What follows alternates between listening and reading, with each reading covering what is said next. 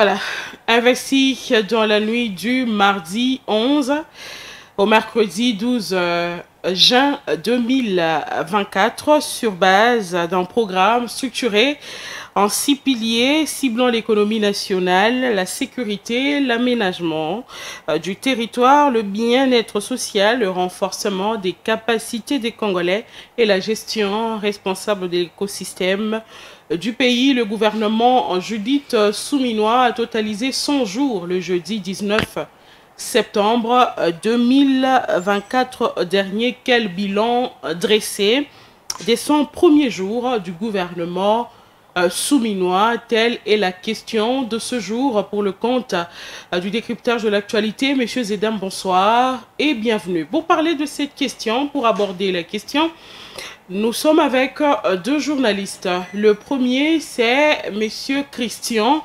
Mouchampa. Monsieur Christian, bonsoir et bienvenue. Bonsoir, chers consoeurs. Bonsoir à tous ceux qui nous regardent à travers le monde.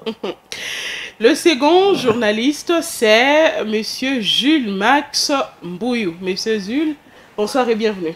Bonsoir madame, je salue également tous ceux qui sont en train de nous suivre à l'instant sur Shalom Radio et Télévision. Messieurs et dames, à vous nous disons merci de nous rester fidèles. Nous parlons du gouvernement souminois qui a totalisé 100 jours depuis son investiture dans la nuit du mardi 11 au mercredi 12 juin 2024. Je commence avec Monsieur Christian Mouchampa. Madame Judith Souminois, Premier ministre, avait présenté un programme qui avait 6 piliers. Nous voyons déjà la création de l'emploi, la construction d'une économie diversifiée, la gestion de l'écosystème, l'aménagement du territoire, le renforcement des capacités des Congolais et tant d'autres. Nous voyons également l'accès à des nécessités comme l'eau, l'électricité, les soins de santé. Bon, avant d'aller dans les détails, je voudrais que vous puissiez personnellement dresser un bilan de manière générale, depuis que le gouvernement souminois a été investi, un bilan de manière générale. Madame Judith Souminois, Première ministre, a-t-elle échoué comme le dit l'opposition, ou elle a quand même tenté de faire quelque chose? Merci de la question et surtout de la faveur m'accorder pour la prise de parole en premier. Ici, je pense que dire tout de suite si la Première ministre a failli à sa mission au regard des objectifs assignés, c'est extrêmement précoce. Précoce dans la mesure où le programme n'était pas centré sur 6 mois. Okay. C'est un programme de 5 ans, à ce que je sache. Déjà l'évaluer au niveau de la périodicité relative à 6 mois, ce serait réduire 5 ans en 6 mois, ce qui est quasiment impossible à faire. Du moins, la population attendait voir certains signaux phares. Quand on parle, notamment, vous veniez de citer pratiquement les différents piliers sur lesquels elle devrait s'appesantir, ou son gouvernement, l'économie nationale. Tout de suite, on s'interroge si les lignes ont bougé dans ces secteurs-là. Et je pense qu'il faut être aveugle pour constater que rien ne marche. Du moins, on ne sait pas s'il y a une période bien précise pour que chacune des lignes puisse bouger. Je l'ai dit tout à l'heure, on ne peut pas tout de suite l'évaluer. Du moins, nous avons un regard, nous avons, n'est-ce pas, l'opportunité de lire entre les lignes. 6 mois. Mais dans 3 mois, elle devrait, 3 mois. Est-ce que, ne serait-ce qu'un pas serait franchi? Ici, je pense que dans plusieurs secteurs de la vie, rien ne marche. Mais il y a quelques secteurs qui nous intéressent. Faudra-t-il être aussi de mauvaise foi pour ne pas reconnaître que dans les secteurs de la justice, par exemple, les lignes bougent d'elles-mêmes. Avec la bancarisation des frais de la justice. La bancarisation des frais de la justice. Et les engorgements des prisons. Vous imaginez. Et aujourd'hui, Constant Moutomba devient presque une bête à abattre, puisqu'il gênerait certains magistrats qui, selon l'observation faite autrefois par Constant Moutomba, ce dernier serait plongé dans un réseau mafieux. Et quand on démantèle, ça fâche, puisque cela faisait plusieurs années que ces systèmes existaient et nourrissaient tierces familles, voyez-vous. Au moins, dans les systèmes de la justice, on se rend compte qu'il y a la volonté de mieux faire. Constant Moutomba, le ministre... Il y a un bel atterrissage, un beau décollage. Hein. En tout cas, et là, que ce soit l'opposition, que ce soit l'union sacrée, tout le monde constate que non, mais dans les secteurs de la justice, il y a la volonté de mieux faire. Et cette volonté, en principe, devrait être encouragée, devrait avoir l'assentiment de toutes les énergies, mais curieusement, sur le terrain, c'est pas ce qui s'observe. Constant Moutomba venait d'être victime de l'empoisonnement. Vous avez suivi? Malheureusement. Pourquoi? Simplement parce qu'il s'agit d'une personne qui voudrait remettre les histoires sur les bons chemins, dans le rail, voyez-vous. Eh bien, il le gêne. Là, je pense, ma première lecture en ce qui concerne les programmes tels que présentés à la Chambre basse du Parlement par les gouvernements suinois, et il n'y a qu'un seul secteur qui se démarque des autres, c'est la justice. Et Constant, malgré ce qui lui est arrivé, est toujours plus que déterminé à aller jusqu'au bout. Il est toujours debout. Il dit il ne lâchera pas prise. Il est plus que déterminé à redresser la justice. Ainsi, je pense, tous les maladroits doivent comprendre que l'heure est venue pour se convertir et faire avancer les choses, puisque vous êtes sans savoir que la justice élève une nation. Si ces secteurs demeurent malades, comme l'a si bien déclaré le président de la République, constat qui est d'ailleurs approuvé par plus d'une personne, puisque nous connaissons tous les irrégularités observées dans ces secteurs-là, mais à la tête, quand nous avons quelqu'un qui veut à tout prix changer, je pense qu'on peut même mettre de côté nos intérêts égoïstes, encourager une telle personne, et le pays ira de l'avant. Et donc, personnellement, il n'y a que les secteurs de la justice qui semblent se démarquer, mais le reste ici, entre nous, soit dit, il suffit de regarder avec objectivité. Il y a du chemin à faire. Hein. Il y a du chemin à faire. Peut-être qu'il faille attendre une année. On ne sait pas. Peut-être que c'est dans le programme de Madame le Premier ministre qui voudrait, par exemple, dans une année, 2 ans, changer les choses dans les secteurs qui semblent taiseux jusque-là. Monsieur Jules Max Mbouyou, est-ce que l'on peut dire que dans les 3 mois, 100 jours, 90 plus un jour, dans les 100 jours, est-ce que Madame Judith Souminois a réussi à faire quelque chose? Est-ce qu'elle a fait un bon décollage avec son équipe? 54 membres, c'était d'ailleurs jugé éléphantesque au début. Alors, est-ce qu'elle a réussi à faire quelque chose? Vous êtes la première personne ici sur ces plateaux à avoir salué sa nomination en tant que Premier ministre. Non, je crois que ce n'est pas seulement la justice qui marche dans notre pays. Je vais vous dire... En ces 100 jours. Exactement. Il y a la gratuité de l'enseignement qui marche. C'est dans les secteurs de l'éducation. Vous pensez? Ah oui, ça marche. Parce que le président de la République lui-même a fait une ronde dans les écoles pour constater l'effectivité de la gratuité. Et il a quand même constaté certaines difficultés auxquelles sont butés les élèves, notamment en banc. Il a demandé, il a dit qu'il va demander au service national, avec le général Kassongo Kabouik, de pouvoir renforcer les écoles en banc. Alors, avant que je n'arrive à ce que Madame Souminois a fait, il faut dire d'abord que le gouvernement, c'est tout un système où vous avez quelqu'un qui est en train de le conduire, mais en dessous, il y a des sous-systèmes. C'est au niveau des sous-systèmes que nous devons évaluer le travail qui est en train d'être fait. Par les uns et les autres. Par les uns et les autres. Je prends le cas de l'emploi, parce que c'est parmi les engagements que le président Félix Tshisekedi avait pris lors de la campagne électorale devant la population congolaise. Le président Tshisekedi s'est engagé à créer plus d'emplois pour la population. Ce qui est vrai, c'est qu'il n'y a pas vraiment beaucoup d'emplois qui ont été créés, mais il y a quand même cette, je vais dire, cette volonté de pouvoir faire bien les choses. Mais maintenant, pour bien faire les choses, pour par exemple arriver à créer beaucoup d'emplois en République démocratique du Congo, voilà pourquoi vous avez par exemple l'ARSP qui doit travailler, n'est-ce pas, en créant des millionnaires, ça veut dire avec la sous-traitance, qui doit créer des entreprises congolaises. d'aller jusqu'à 1 500 000 emplois par an. Oui, c'est aussi un discours de bonnes intentions.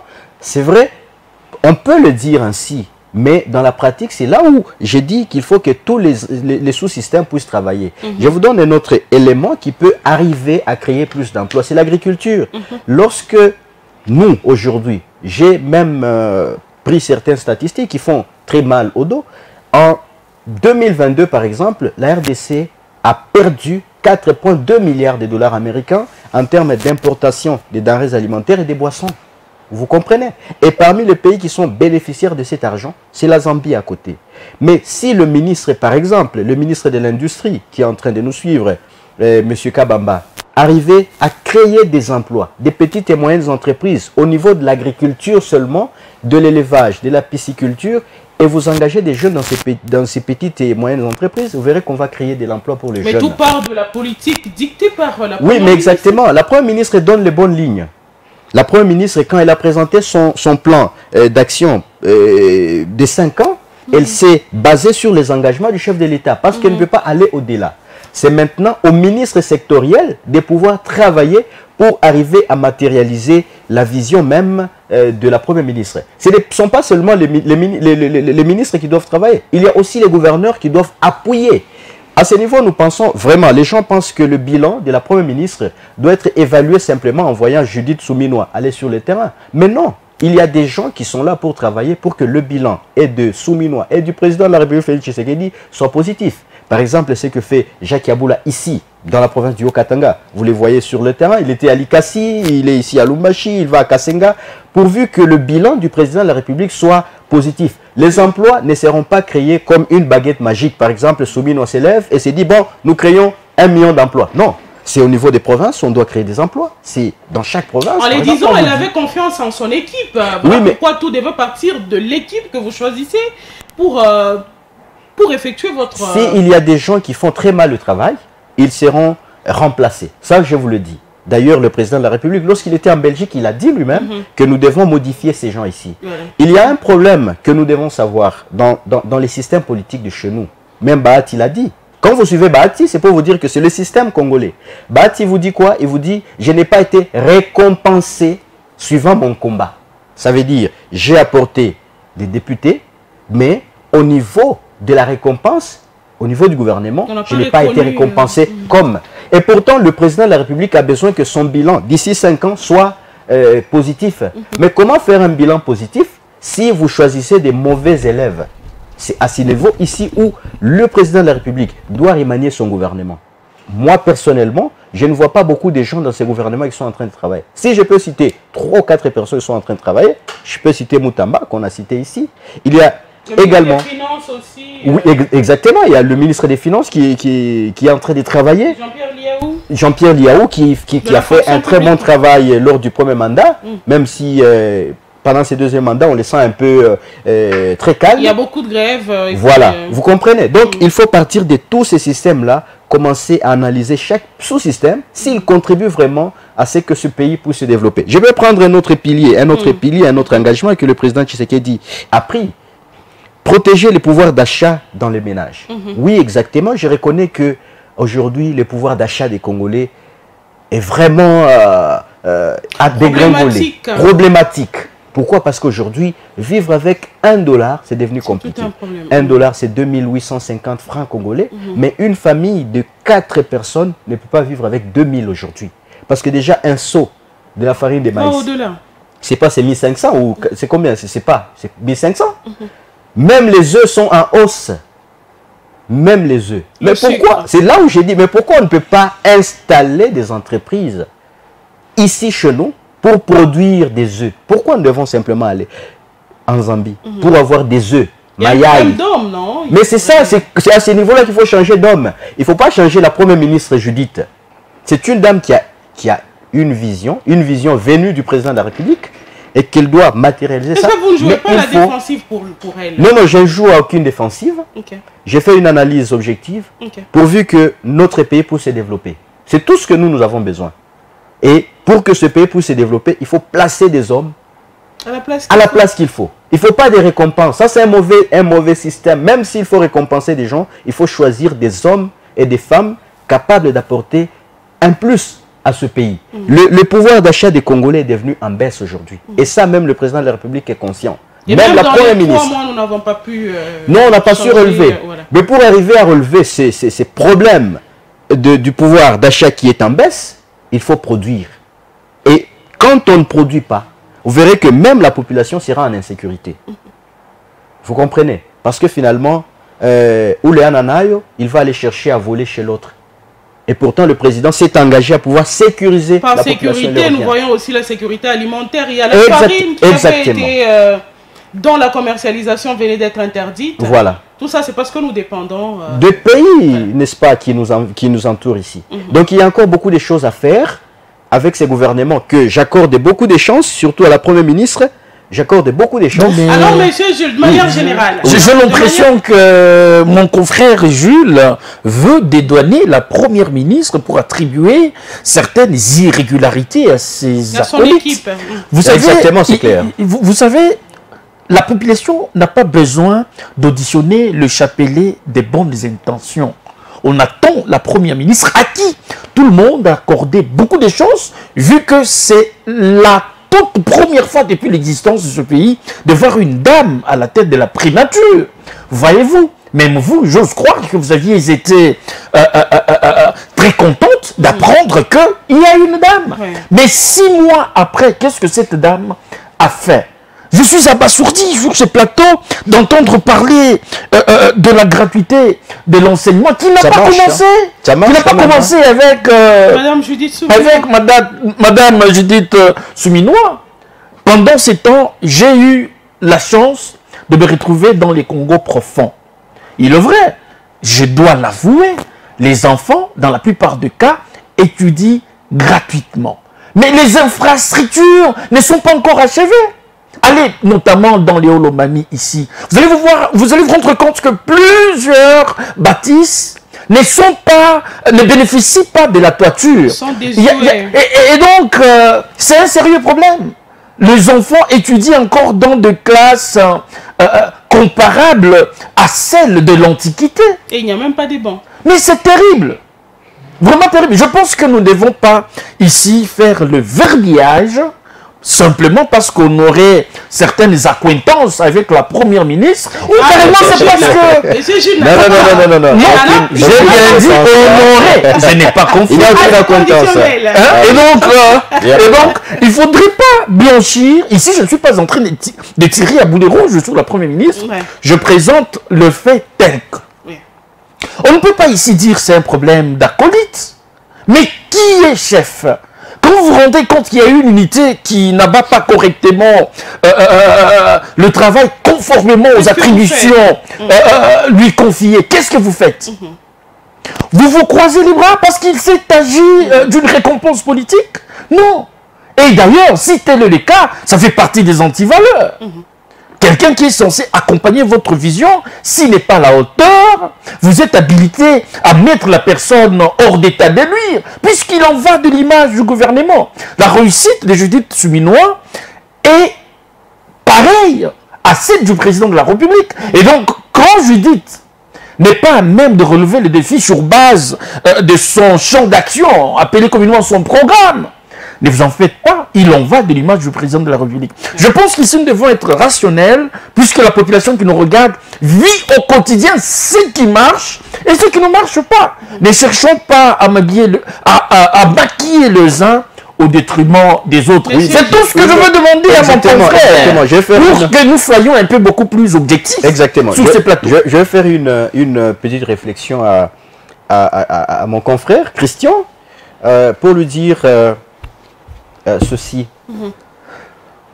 Il y a des gens, quand vous les rencontrez, vous leur posez la question, qu'est-ce que Kaboul a fait exactement? Est-ce que vous êtes content du travail que Jacques est en train de faire? Ils vous disent quoi? Ah non, en tout cas, Jacques travaille quand même. Ça, vous l'avez déjà entendu. Nous avons vu des routes construites. Mais comment voulez-vous que les mêmes personnes qui ont dit que Jacques travaille, et Jacques est dans la vision du président Tshisekedi, mais vous allez dire que le président Tshisekedi a échoué. Vous voyez que c'est contradictoire. C'est à ce niveau où j'ai dit que comme nous sommes dans un système il a donné un exemple, un bel exemple de la gratuité. Il y a certaines écoles aujourd'hui où il y a pléthore d'enfants. Je vous donne l'exemple de plusieurs écoles de la Rouachi. Mais c'est à la bourgmestre de la Rouachi aussi de pouvoir aider le gouvernement dans la matérialisation de la gratuité en construisant de nouvelles infrastructures. On bénéficie de la redevance minière. Mais qu'est-ce qu'en retour nous laissons aux générations futures? Vous voyez que c'est une question. Les dépenses sont déjà bien établies, elles ne peuvent pas aller au-delà de ce qui est prévu. Non, mais exactement. Vous avez, je ne veux pas qu'on entre dans la matière de la redevance minière ou des cahiers des charges, mais à chaque année, les comités locaux de développement se retrouvent pour donner, n'est-ce pas, les éléments importants dans chaque quartier. On va vous dire, par exemple, chez nous, dans notre quartier, nous avons autant d'écoles publiques et moins autant d'écoles privées et moins d'écoles publiques. Donc, la population veut qu'il y ait une école chez nous. Donc, c'est partant des besoins de la population qu'on doit construire des écoles, qu'on doit construire. Un bourgmestre ne peut pas se lever comme ça et il va dans un quartier, il va placer une borne fontaine. Ça ne peut pas se faire. Peut-être que la population a besoin d'un centre de santé, vous amenez une borne fontaine. Mais après-demain, ils vont voler les panneaux solaires et puis vous allez dire, moi, Mounaïba. Non, non, c'est parce que vous avez amené un truc qui ne corroborait pas avec le besoin du peuple. Donc, c'est pour dire ceci. Le système dans lequel j'ai dit, la première ministre, elle est là. Et là, les engagements du président Tshisekedi. Le président s'est engagé à nous créer de l'emploi. C'est vrai, mais c'est au ministère sectoriel de le faire. Je vous ai donné ici l'exemple du ministre de PME, PMI et Industrie, M. Kabamba. Donc c'est à lui de créer de l'emploi. Lorsque le président est parti en Chine, je crois, c'est en Chine, ou là où il y avait les sommets Chine-Afrique. La RDC a bénéficié, je crois, de 50 milliards de dollars américains. Mais qu'est-ce qu'on va faire de cet argent? Est-ce qu'on ne va pas créer des industries ici en République démocratique du Congo? Surtout qu'il y a toujours eu ce problème de traçabilité. Oui, voilà, c'est ça. Pour commencer à produire localement et même transformer localement. Aujourd'hui, on ne peut pas accepter qu'après 64 ans, que nous n'ayons pas des minoteries publiques qui peuvent moudre du maïs ici. C'est honteux. C'est honteux.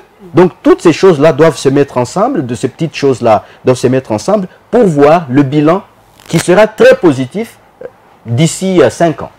Monsieur le juge, j'allais vous poser la question avant que monsieur Christian vous prenne la parole, comme il l'a pris. Il veut toujours me prendre la parole. Alors, j'allais poser la question. De manière générale, pour vous, de manière générale, qu'est-ce qu'on retient sur le bilan de ce qui a été fait, le bilan du gouvernement souminois en termes de réalisation pendant ces 100 jours? Nous parlons de 100 jours, c'est partant de l'investiture. Depuis l'investiture du gouvernement, 54 membres, jusqu'au jeudi 19 septembre 2024. Oui. Ce que nous pouvons retenir ici, c'est que les 3 mois, c'était les mois de poser les jalons pour le développement. De décoller. Oui, c'était de poser les jalons pour le décollage.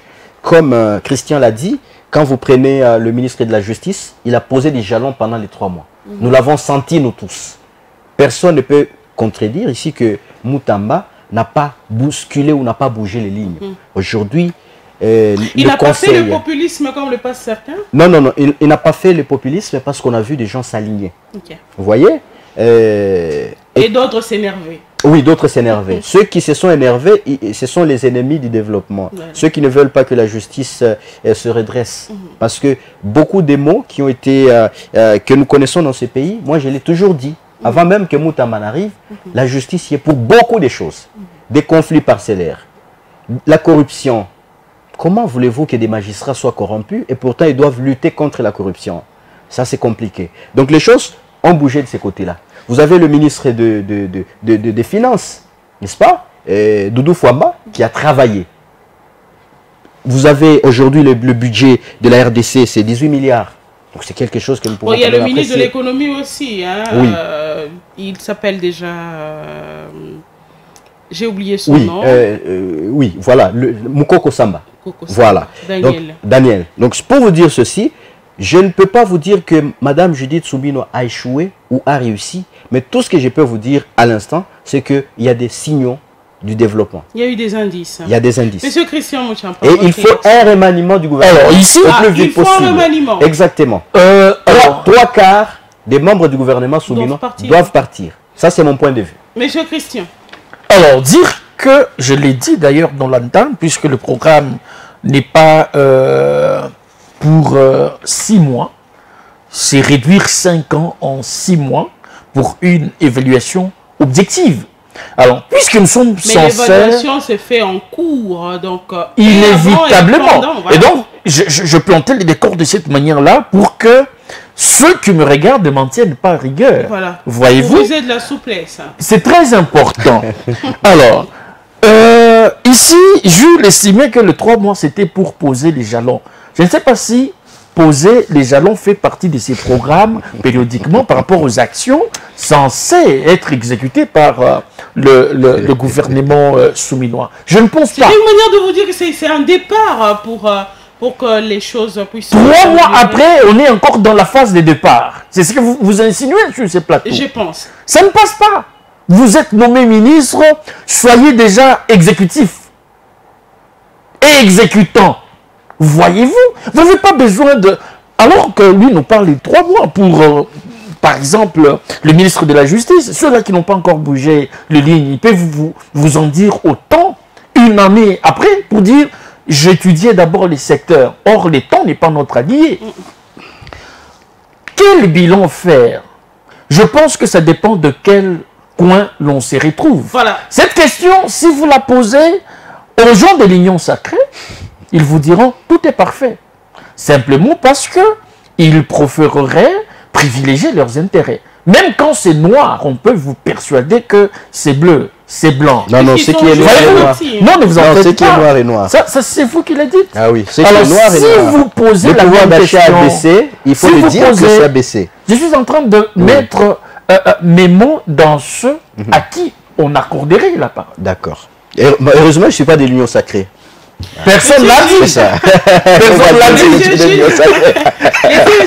Alors, la même question. Vous non plus de l'opposition. Hein?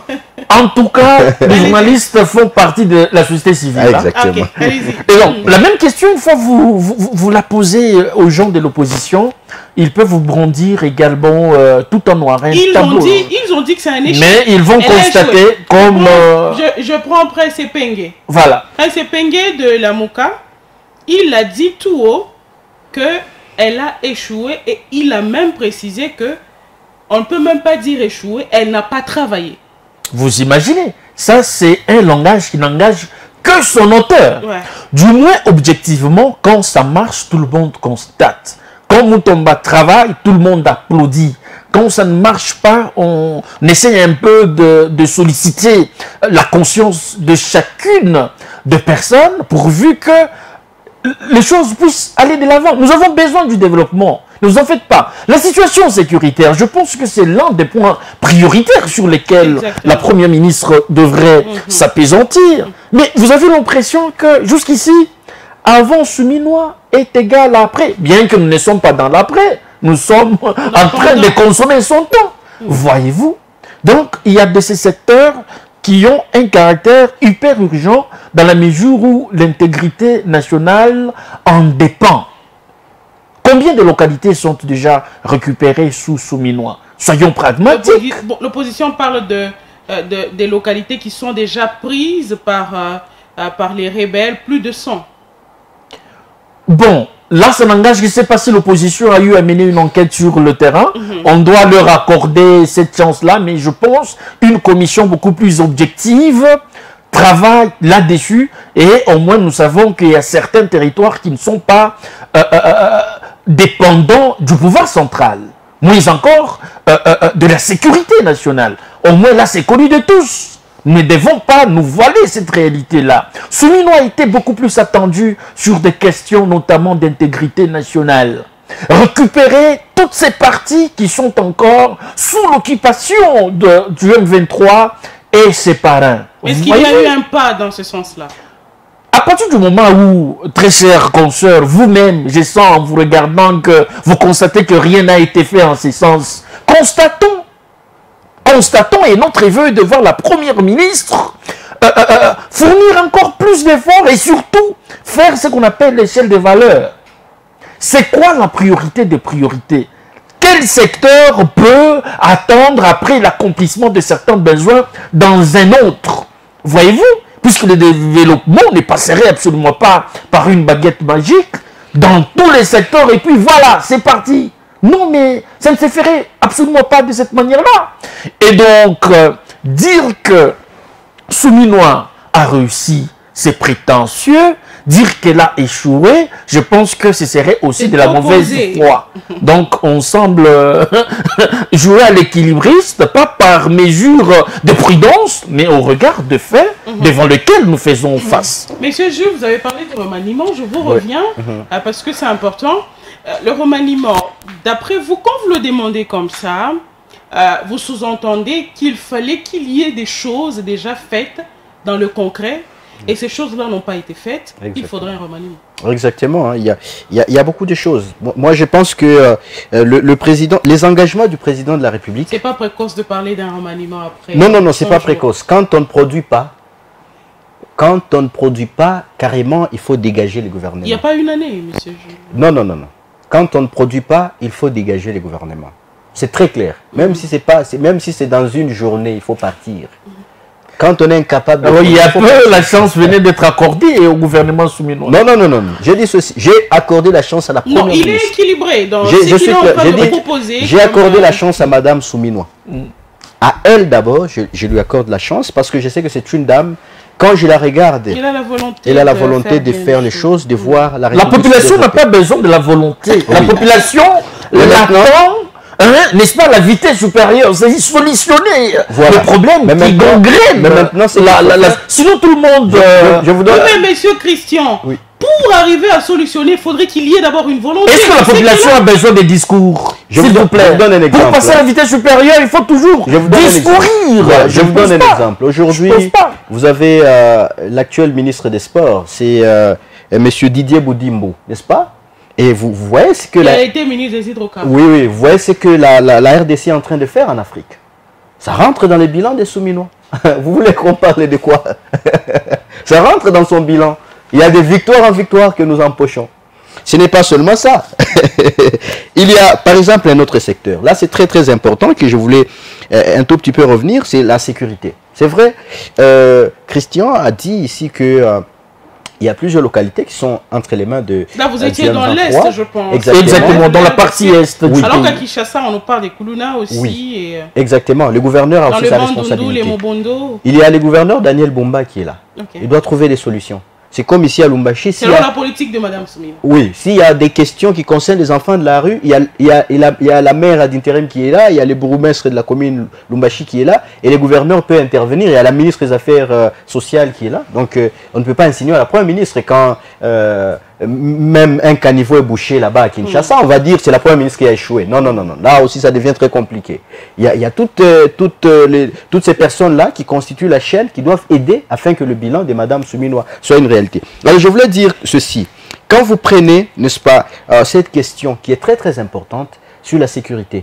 Aujourd'hui, le président lui-même avait constaté que notre armée était infiltrée et qu'il fallait avoir des gens, des Congolais qui doivent se battre exactement pour cette nation.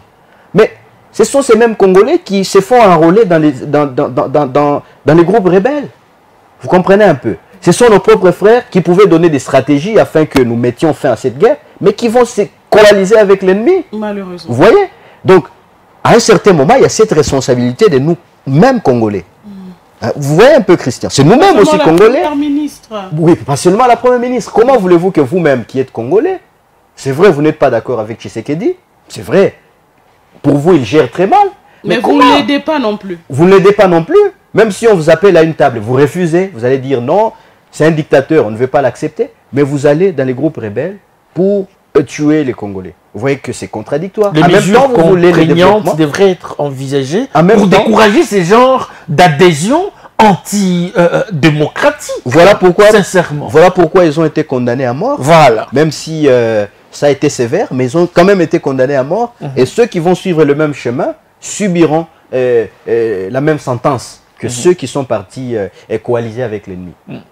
Monsieur Christian Mouchampa, nous avons parlé de la sécurité. Évidemment, vous avez touché la question liée à la sécurité, mais en ce qui concerne cette sécurité-là, parce que c'est primordial, ce qui concerne cette sécurité-là, qu'est-ce que vous reprochez personnellement au système congolais dans la résolution de ce conflit?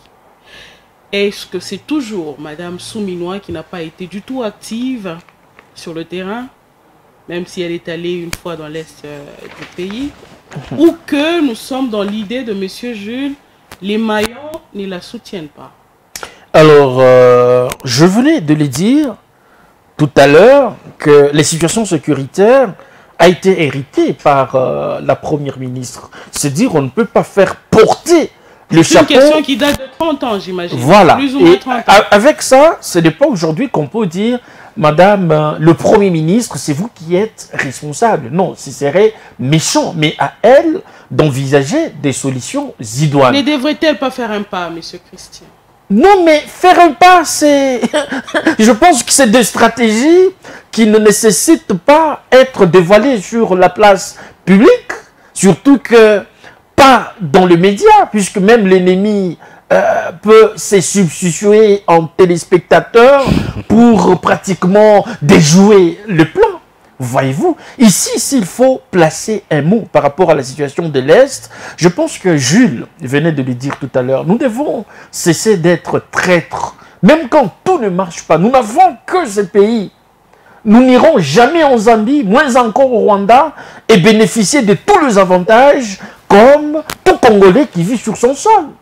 D'ailleurs, vous savez que dans la partie Est, en principe, les relations sont au beau fixe entre les Congolais et les Rwandais. Il n'y a aucun problème. Il n'y a aucun problème. Les marchés sont ouverts et les gens, les deux peuples se côtoient mutuellement. Ils se marient même. Ils se marient, voyez-vous. Ouais. Alors, il ne faudrait pas que nous puissions imaginer cette guerre-là comme que dirait, c'était une guerre permanente qui s'observait dans tous les grands centres de l'Est. Ça, ce serait un mensonge grossier. Le plus grand problème, je pense que plusieurs et grands acteurs politiques ont eu à le dire, parmi lesquels figure le président de la République, on doit le reconnaître. Il a eu à pointer du doigt le président rwandais. C'est lui le problème. Le problème n'est pas lié à sa population avec laquelle les Congolais chapeautent, voyez-vous, certaines affaires. Voyez-vous. Donc ici, le grand problème, c'est Paul Kagame. Le problème, ce ne sont pas les Rwandais, sinon vous allez vous entretuer et puis ça ne sera pas beau à voir. C'est comme la RDC et la Zambie, voulez-vous dire, quand les relations sont timides, vous pensez que cette collaboration commerciale peut exister, Kasumbalisa, Castrom et tout ça, et si cela est le cas, vous verrez, Lubumbashi risquerait d'être impacté, Kolwezi et tant d'autres centres urbains. Ici, il est question d'un seul individu, allais-je dire, qui motive, n'est-ce pas, ces stratégies dans le but de nuire aux Congolais. Donc nous devons faire la part des choses. Et aux Congolais, de savoir que plonger dans la traîtrise ne paye pas. Aujourd'hui, vous trahissez votre pays. Demain, vous êtes condamné à mort, comme c'est le cas, et vous gâchez toute votre vie. À quoi ça vous servirait d'être de mèche avec l'ennemi au lieu d'apporter votre soutien à votre pays pour son émergence? Voilà un peu tout ce que je peux donner comme avis par rapport à la situation sécuritaire à l'Est. Monsieur Jules Max Mbouyou, garantir l'accès aux services sociaux de base, l'eau, l'électricité, les soins de santé, à ce niveau-là, Madame Judith Soumina, on peut dire qu'elle a connu quel problème, puisque jusqu'ici, prenons déjà la ville de Lubumbashi. Vous vous rappelez, c'est un sujet qui devrait être traité sur ce plateau. Par rapport à la ville de Lubumbashi, déjà, il y a beaucoup d'agglomérations qui connaissent des problèmes d'eau potable. L'eau de la régie des eaux n'est pas distribuée dans plusieurs agglomérations de la ville de Lubumbashi. Alors à ce niveau-là, les besoins sociaux, les besoins qu'on peut dire de base, l'eau, l'électricité, les soins de santé. Madame Souminois, dans ses 100 jours, elle a connu quel problème? Bon, Il y a beaucoup de problèmes. Je vais dire, il y a beaucoup de problèmes. En tout cas, en RDC, si nous devons vraiment trouver des solutions, il faut réfléchir et commencer des actions. Je vous donne un exemple. Moi, j'aime bien des exemples. Regardez comment la ville de Lubumbashi est en train de s'agrandir. À un certain moment, moi, je me pose toujours la même question. Est-ce que quand on va à Paris, la ville de Paris s'agrandit aussi de la même façon que chez nous à RDC? J'ai fait 35 km sur la route Kasumbalesa. Vous parlez de la démographie. Pas simple. La démographie, mais je parle de l'espace. De l'urbanisation même de la ville. Voilà, l'urbanisation même de la ville. J'ai fait 35 km en quittant du centre-ville, route Kasumbalesa. Et on m'a dit que c'est toujours la ville de Lubumbashi. 35 km. On m'a dit que c'est toujours la ville de Lubumbashi. Je me suis dit, mais quand on veut venir habiter ici, comment le courant va venir me suivre ici? Donc je pense que notre pays, la RDC, a un sérieux problème sur le plan d'urbanisation. Je ne sais même pas comment le cadastre vend les terrains aux gens. Donc nous sommes en train d'agrandir une ville. Et maintenant, quand on agrandit une ville comme ça, comment voulez-vous que vous ayez de l'eau, vous ayez du courant, vous ayez des bonnes routes chez vous là-bas, vous ayez même des bonnes écoles? Parce que vous avez accepté d'aller habiter n'importe où. Et pour que le courant arrive jusqu'à chez vous, ça va prendre du temps. C'est en réalité des gens comme ça qui posent des problèmes. Un autre problème, c'est quoi? Les surpeuplements. Soit dit, non, mais l'exemple illustré par Jules je vais dépasse mon entendement. D'accord. Donc il incrimine ceux-là qui partent habiter, par exemple, dans leur parcelle, tout simplement parce que c'est excentré du centre-ville. Mais comment voulez-vous avoir du courant là-bas? Oh là là. Parce que, non, mais c'est un programme afin que vous ayez du courant. On ne vient pas installer du courant chez vous parce que vous... Non, mais là n'est pas un mal. Le plan d'urbanisation, c'est un défaut. Non, il faut respecter le plan d'urbanisation de la ville, de toutes les villes. Quand les villes s'agrandissent très mal, au ministre de l'urbanisme, appelez même le service du cadastre, appelez même la SNEL, appelez même la régie des eaux, ils vous diront ça. Ils vous diront que ça pose un sérieux problème aujourd'hui pour desservir toute la population en eau et en électricité. Parce que non seulement il y a un mauvais plan d'urbanisation de la ville, mais aussi il y a surpeuplement.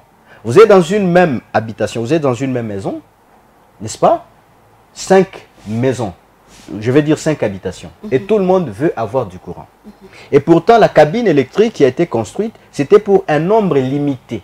Mais quand vous arrivez là-bas, vous surchargez la cabine.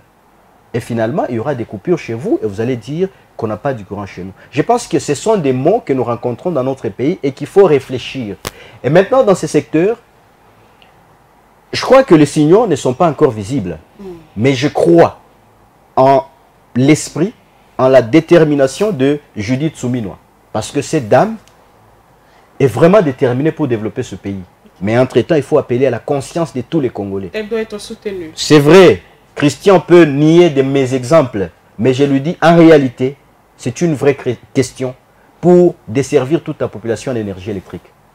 Je vous ai donné un exemple. Allez par exemple à Mimboulou aujourd'hui. Mimboulou n'a pas du courant, je crois que vous connaissez, non? Mais c'est combien de kilomètres avec Lubumbashi? Ils n'ont pas du courant là-bas. Kashamata. Kashamata, il n'y a pas aussi du courant. Mais moi, je vous ai dit que j'ai fait 35 km. Mais on m'a dit que c'est toujours la ville de Lubumbashi. Et que partout là, il y a déjà des gens qui ont pris leur terrain. La périphérie de Lubumbashi. Finalement, je pose toujours la même question. Est-ce que Paris s'agrandit de la même façon que nos villes? Je ne sais pas, peut-être Christian, qui est un Parisien, peut nous donner. On lui accorde aussi la parole. Je ne sais pas si ça s'agrandit de la même façon. Parce que lorsqu'une ville veut s'agrandir, le cadastre prend toute... ça veut dire on va se renseigner sur les espaces qui doivent être réservés, par exemple, pour un grand marché, pour les écoles, pour les églises, pour la bibliothèque, pour les terrains de football, pour une salle de cinéma. Et quand on aura tous ces éléments-là, maintenant on va commencer à couper des terrains avec des dimensions bien précises. On vous dit, dans ces blocs ici, on aura 40 parcelles. Mais chez nous, ce n'est pas comme ça. Un bloc de 40 parcelles, vous verrez que c'est 80 personnes qui sont là. 80 parcelles qui sont là. Mais là, vous allez toujours dire que c'est Souminois qui a échoué de nous placer comme des humains. Les humains doivent avoir aussi de l'esthétique dans ce qu'ils font. Pourquoi les Belges, quand eux construisaient leur maison, il y avait de l'esthétique? Allez au camp SNCC ici. Vous avez des maisons d'une même taille et on vous dit, ce sont des maisons par exemple de 4 chambres, salon, cuisine, et toilettes. Mais aujourd'hui, quand nous on construit dans nos quartiers, il y a un riche qui arrive, qui va construire une grande maison, Lui, il va mettre le courant là-bas parce qu'il a de l'argent. Mais le pauvre qui arrive aussi, il fait sa petite maison là-bas. Il n'a pas du courant là-bas. Mais on va dire que Soumino a échoué. Monsieur Christian. Je trouve un peu les exemples illustrés tout à l'heure par Jules. Ces exemples me détendent, hein, honnêtement. C'est des exemples qui sont très loin de prendre forme, à mon sens. Okay. Le problème de l'urbanisation n'est pas forcément lié à cette vague ou à cette population qui voudrait transformer leurs champs, leurs fermes en lieu d'habitation. Ici, au centre-ville de Lubumbashi, quand je parle du centre-ville, pas simplement cette périphérie, j'ai fait allusion aussi ou cette commune que nous avons, mais nous connaissons les problèmes d'urbanisation. 10 ans plus tôt, on a connu des espaces verts, ici, à Lubumbashi. Un espace dans lequel vous ne trouvez que de la verdure. Et les gens pouvaient y aller prendre de l'air. Aujourd'hui, plusieurs d'entre eux s'est transformés en station-service et en autre chose. C'est toujours Simino qui a échoué? Non, j'ai parlé de 10 ans plus tôt. Ah, ok. C'est-à-dire personne ne pouvait même s'imaginer que Souminois deviendrait Premier ministre. Parce que là, on ne peut quand même pas... Alors, ici, et puis ici, je pense que le vrai problème, c'est que la société est censée être réglementée. C'est-à-dire, quel est le problème que Mme Soumino a connu dans ce secteur pendant ces 100 jours, hein? Je vous ai dit que dans chaque programme, on doit voir l'échelle des valeurs. Hiérarchiser chaque secteur selon l'urgence et les besoins de la population. Est-ce que ça a été fait? Je me demande, peut-être que ça a été fait et qu'on va le constater un peu plus tard. Okay. Mais jusque-là, on sent que la priorité entre vous et nous, comprenons que c'est la situation de l'Est. Mais ici, nous n'allons pas tirer sur la justice, puisque même la situation de l'Est implique la justice. Alors, là, c'est un sérieux problème. Je voudrais simplement faire voir à tous ceux qui nous regardent que quand quelqu'un n'a pas assez de moyens, il se construit une maisonnette, on ne peut pas accuser le riche qui est à côté, qui a le moyen, par exemple... Dans des pays civilisés, ça ne peut pas se faire comme ça. Je venais de oui, dire que ça doit être réglementé. Je l'ai dit. Et donc là, il y a un problème. Mais un problème, pas des Souminois, mais de ceux qui sont placés. Le cadastre aussi, vous arrivez, n'est-ce pas? Moi, je suis là, j'ai dit, je suis journaliste, j'ai mon revenu d'autant d'argent. On vous dit, non, non, pour vous, votre quartier, au moins ce quartier-là, vous pouvez construire votre maison. Vous voyez? Et vous allez là-bas. Dans d'autres pays, il y a même des maisons qui sont construites par l'État. Par exemple, pour les enseignants, pour les journalistes. On sait que ces quartiers, c'est pour le même modèle. Ça, c'est beau à voir. Voilà. Mais qu'est-ce qu'on fait chez nous? C'est ça ce qui me dépasse un peu. Ça dépend de moyens aussi. Mais c'est ça, la réglementation, et je suis d'accord avec ça. Il faut réglementer. Si je n'ai pas de moyens, mettez-moi dans un quartier où je vais construire ma bicoque là-bas. Je reste là-bas. Et on me met un courant normal là-bas. Est-ce que nous avons même du courant ici? Mais il y en a, il y en a. Je sais que vous avez la vraie réponse. Par rapport à l'économie, Monsieur Christian, je suis avec vous. Par rapport à l'économie, le taux de change et autres, qu'est-ce qu'on retient? En tout cas, ici, il n'y a même pas à beaucoup réfléchir. Rien ne bouge, n'est-ce pas? Rien ne bouge. Le taux est presque le même. D'ailleurs, ça galope. Je pense que lors de la... Jules me distrait un peu. Lors de l'arrivée... lors de l'arrivée de...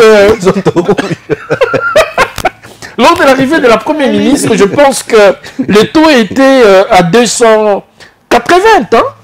Parce que c'est récent. Ouais. Aujourd'hui, nous sommes dans 85, voire 90. On me parle de 87 quelque part. Bon, que devrons-nous analyser sur le plan économique? Bon, ils ont quand même lutté pour ne pas arriver à 100. Hein? Ça, c'est une lutte. Oui, mais c'est ça.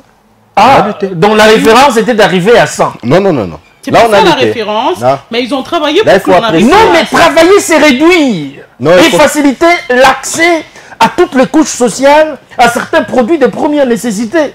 Aujourd'hui, Jules l'a dit dans l'entame de cette émission, $1 ne représente plus rien. J'ai beaucoup aimé l'illustration de votre argumentaire. Mais aujourd'hui, comment est-ce que vous pouvez vous permettre de dire ils ont quand même lutté, comme que dirait, un prix qui galope, il y a un seuil qui ne doit pas dépasser. Non. Ici, la meilleure façon, c'est viser la réduction du taux d'échange pour que tout le monde, néanmoins même ceux qui ont un faible revenu, puissent avoir accès à certains, et non pas l'inverse.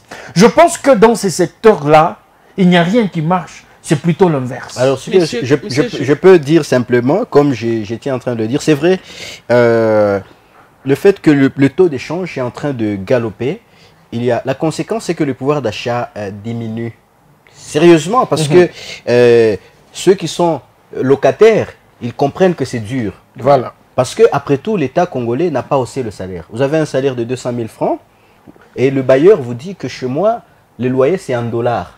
Ou si vous voulez payer ça en francs congolais, c'est au taux du jour. Voilà. N'est-ce pas? Comme on est à 285, prenez par exemple 50 $ à 285, vous êtes à 150, quelque chose comme ça. 142 000. 142 000. Donc vous restez pratiquement avec 60 quelques mille. Que faire avec? Que faire? Vous allez faire, n'est-ce pas, la provision, vous allez amener vos enfants à l'école, vous faites comment? Donc c'est une vraie question ici que Madame Souminois et tout son gouvernement doivent se battre et de réduire sensiblement, n'est-ce pas, le taux d'échange afin que nous puissions arriver, n'est-ce pas, à stabiliser aussi le taux d'échange et remettre les pouvoirs d'achat aux Congolais. Aujourd'hui, le pouvoir d'achat est vraiment en baisse et cela va de pair aussi avec la production chez nous. Parce que dans d'autres pays, même s'il y a l'inflation, mais du fait que le pays produit lui-même, les prix sur le marché, il est fixé au taux, à la monnaie locale. Et c'est stable. C'est stable. Les gens ne peuvent pas vraiment sentir comme ici chez nous. Ici chez nous, lorsque le taux d'échange galope, tous les biens de première nécessité aussi galopent, et finalement, même un œuf a pris de l'ascenseur. Un œuf a pris de l'ascenseur. Ça, c'est de l'insolite. Hein? Mais je vous dis clairement, nous sommes incapables d'élever des poules qui doivent pondre des œufs. Ou bien avoir des machines qui doivent nous produire des œufs.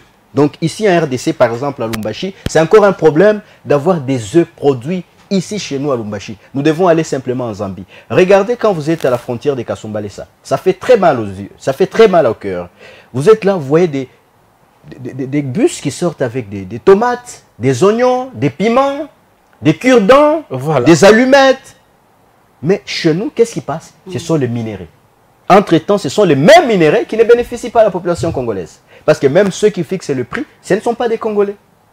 Les matières vont en Chine, les matières vont aux États-Unis, en France, aux Émirats Arabes Unis. On produit les téléphones qui viendraient encore coûter très cher. Parce que si vous voulez acheter un téléphone des Chinois, le téléphone des Chinois ne prend même pas. C'est un téléphone, vous le chargez, après c'est des charges. Vous êtes en train d'envoyer un message, le téléphone se décharge de lui-même. Donc il faut chercher une marque importante pour que vous puissiez durer. Donc, le gouvernement a une très grande responsabilité dans ces secteurs ici. Si on ne produit pas, chers Congolais, nous aimons simplement la facilité. La danse, la musique, n'est-ce pas, les comédies, c'est bien, mais nous devons travailler. Et ça, le gouvernement doit pousser les jeunes, comme le général Kabouik, avec les services nationaux. Ça aussi, c'est un bilan, hein, n'est-ce pas, qu'il ne faut jamais oublier. Le service national produit.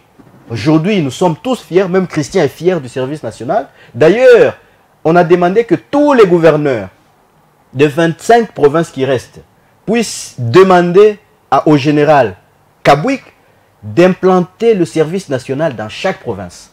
Comme ça, on va apprendre l'agriculture, on va commencer à produire localement, on va commencer à transformer localement, on va engager des jeunes dans ces métiers-là. Et vous verrez que la délinquance juvénile va diminuer et l'insécurité urbaine va diminuer et la société va se développer. Donc c'est très important. Aujourd'hui, les taux d'échange et la non-production dans notre pays fait défaut et ça fait que la vie est devenue compliquée et très chère. Monsieur Jules, est-ce que nous pouvons dire un mot par rapport à l'enseignement supérieur et universitaire?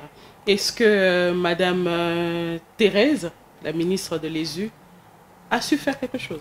Bon, il a trouvé déjà que c'est Mouindo qui faisait. On a parlé juste de l'évaluation du système LMD. Exactement. C'est Mouindo qui a fait quelque chose. Il est venu trouver déjà les réformes au niveau de l'enseignement supérieur universitaire.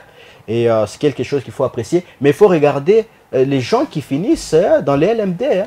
Vous tous, vous recevez des stagiaires. Des stagiaires, oui. Vous les évaluez aussi. Vous les évaluez. Moi, j'ai reçu un stagiaire qui m'a dit, je suis en bac 2. Mais je lui ai dit, mais qu'est-ce que tu connais des attaques? Et le stagiaire m'a dit qu'il n'a pas encore appris. Je lui ai dit, mais finalement, nous, on a appris le système traditionnel, comme on le dit aujourd'hui, mais c'est la matière de chien. Ouais. Mais comment tu es un bac 2, tu es incapable de donner ces deuxième élémentaires. Bachelier. Que dire de ceux qui font les métiers? Bon, par exemple, ils sont en polytechnique, il finit comme ça en bac 3, il dit, comme à l'Unilou, j'ai entendu une chanson où on disait que 5 ans et 3 ans égale licencié. 5 ans, non, c'était en statistique là-bas. 5 ans et 3 ans égale licencié. J'ai dit, mais écoutez, ça c'est quelque chose, mais nous devons évaluer ces gens-là qui sortent de là. Donc la ministre, elle est là, elle a trouvé ce système. On doit continuer avec ce système parce que ça allège un peu. Dans 3 ans, on a un diplôme, mais est-ce que l'homme qui est produit dans l'enseignement supérieur est vraiment capable de développer ce pays? Est-ce qu'il peut apporter un plus au développement de ce pays? Ça, c'est une question très importante. Et madame, elle est encore parmi celles que nous pouvons excuser jusqu'ici. Monsieur Christian, dans les U. Alors, moi, je pense qu'il y a un sérieux problème. Jules a essayé de brosser la réalité qui s'observe aujourd'hui dans diverses universités. Le niveau dégringole avec les systèmes, et je ne pense pas qu'ici, on peut mâcher les mots. Chaque année qui passe, on se rend compte qu'il y a de matières qui, autrefois, devraient être bien appréhendées, mais du moins, ce n'est pas d'actualité. C'est dommage. Le système LMD place l'étudiant au centre de ses recherches. Combien fréquentent les bibliothèques? Moi, je connais plusieurs qui ont même fini, qui n'ont jamais été dans une bibliothèque. Mais où est-ce qu'ils menaient leurs recherches? Dans le rêve. Pour faire le travail de fin d'études. Je vous informe que c'est le plagiat de nos jours. On coopère avec un co-directeur, on dit, bon, tu as combien? Et puis ça s'arrange là. Le plus important, les jeunes doivent comprendre que le plus important, ce n'est pas forcément ou exclusivement l'obtention du papier, puisque ça s'est distribué comme des cacahuètes. Mais est-ce que l'homme, au centre de besoins de la société, va-t-il s'en sortir? Je venais de... Nous recevons des stagiaires, mais on a l'impression d'être en face de ceux qui seraient encore en 5e des humanités pour n'avoir pas eu ou tété aux mamelles scientifiques de l'information et de la communication. C'est triste. C'est triste et je pense qu'il y a encore beaucoup à faire. En tout cas, à mon niveau, s'il faut comparer l'ancien système et l'actuel, c'est les jours et la nuit. Monsieur Christian. Sauf ceux des étudiants qui sont conscients, qui savent le pourquoi de poursuivre avec les études universitaires. Mais ici, nous ne devons pas remettre en cause, il y a ces cerveaux qui se démarquent aussi. Vous êtes face à un jeune, d'abord qui maîtrise très bien son secteur, vous les soumettez à un service, il l'exécute sans beaucoup de peine, ils sont là. Mais à quel pourcentage? Rarissime. Monsieur Christian, vous allez conclure par rapport à ce sujet. Nous voulions ce soir, messieurs et dames, dresser le bilan des 100 jours du gouvernement Judith Souminois. Est-ce qu'elle a eu quand même à faire quelque chose ou il y a encore beaucoup de choses à faire? Monsieur Christian Mouchampa, vous allez conclure. Merci bien. Je pense que nous avions eu ici sur ce plateau le temps d'entrer en profondeur, secteur par secteur, ou quelques-uns par rapport au travail qui est abattu. Ici, la population ne voudrait pas entendre le rédit, plutôt attend voir ce qui n'a pas encore été fait par le gouvernement souminois, que Souminois passe à la vitesse supérieure tout en priorisant son programme et surtout, si dans son équipe, elle s'est rendue compte qu'il y a quelqu'un qui a failli à sa mission, en tout cas, malgré, je sais, nous sommes en RDC, nous connaissons que la Première ministre, quoique officiellement a les droits de mettre dehors un ministre, mais au-delà de ça, il aurait fallu avoir l'équitus, c'est-à-dire l'assentiment des autres regroupements politiques. Elle est liée par des calculs politiciens. Ça, c'est connu. Elle ne peut pas se réveiller d'un bon matin et dire « Christian, tu n'as pas été à la hauteur, dehors ». Sinon, elle court aussi le risque de suivre la personne chassée de ses fonctions. Et c'est grave. Et c'est grave. Je pense qu'ici, c'est un appel que je lance à Madame le Premier ministre, qu'elle puisse... Le temps passe, le temps, je l'ai dit à l'introduction, que le temps n'était pas notre allié. 5 ans, ce n'est pas une éternité, voyez-vous, qu'elle puisse s'activer et prioriser ses actions. Je pense que ça sera la grande satisfaction des Congolais. Monsieur Jules, votre conclusion. Ma conclusion par rapport à ce sujet, c'est encourager la Première ministre et à lui dire que les Congolais attendent beaucoup d'elle, parce que c'est d'abord une femme. Si elle échoue, ça serait une honte pour toutes les femmes de la RDC. Et donc, elle doit beaucoup travailler. Au ministre de se battre corps et âme afin que ce pays puisse se développer. Nous n'avons que ce pays comme nation. Qu'est-ce que nous allons léguer aux générations futures lorsqu'ils nous poseront des questions? Qu'avez-vous fait de toutes les richesses que Dieu a déversées sur votre terre? Nous allons lui dire que nous étions en train de nous dispatcher cet argent-là. Mais les infrastructures, regardez les infrastructures construites par les Belges. Ce sont des infrastructures de qualité. Ils n'avaient pas quelque chose de super. Mais aujourd'hui, nous avons toutes ces entreprises minières qui produisent des minéraux extrêmement chers sur le marché mondial, recherchés pour la fabrication des batteries, le lithium, pour la fabrication des téléphones, même des armes. Nous en avons ici. Nous les exportons. Mais nous restons avec quoi? Avec des trous. Mais les jeunes vont nous demander, les enfants et les après, ils vont demander, vous avez eu la première ministre Souminois, qu'a-t-elle fait? Voilà la bonne question que nous posons à madame, de beaucoup travailler. Les jeunes sont derrière vous, nous sommes là pour accompagner afin que vous réussissiez votre mandat. Quel bilan dressé des 100 jours du gouvernement souminois? Question qui a fait objet de traitement ce soir dans Décryptage. Messieurs et dames, pour en parler, j'étais avec Monsieur Christian Mouchampa, qui est journaliste. Monsieur Christian, merci d'être venu. Merci à vous, merci à ceux qui nous ont suivis de partout et du gouvernement. La population attend beaucoup. Aux côtés de Monsieur Christian Mouchampa se trouvait Monsieur Jules Max Mbouyou. Monsieur Jules Max, merci d'être venu. Merci beaucoup, madame. J'ai dit merci à tous ceux qui nous ont suivis. D'ailleurs, il y a une téléspectatrice qui m'a demandé de vous saluer. C'est Dorcas Niemba. Merci beaucoup. Qui suit beaucoup l'émission. C'est une femme, mais qui aime bien la politique. Merci beaucoup. Mes salutations à elle. Voilà. Messieurs et dames, nous vous disons merci d'avoir suivi ce numéro de Décryptage. Et nous vous retrouvons la semaine prochaine pour toujours décrypter l'actualité dans notre pays. Au revoir.